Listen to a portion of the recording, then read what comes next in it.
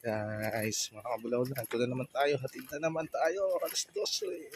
Alas 2 ng hapon, ang init. Ate, ganda ng tali mo. Sino tali nga? Hatid na naman tayo sa school.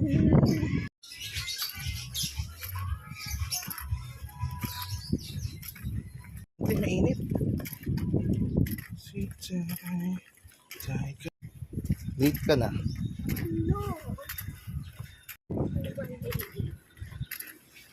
Ayaw mo matay.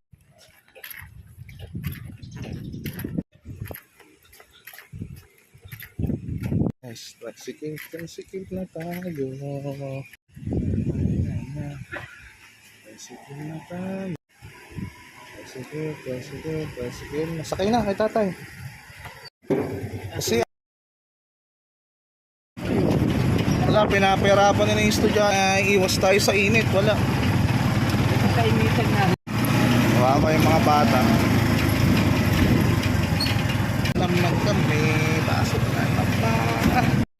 Tayo pasok sana.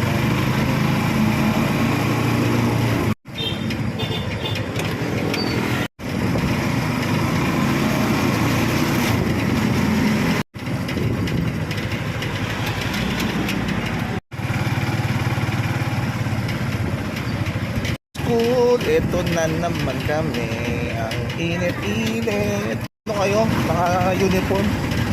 Sila isa lang naka-short na white, tapos naka-green sila na t-shirt. Sayaw sila sa school. Ha? Kami sa gate ng school. Pera ka pa dyan ah. 100 lang yun.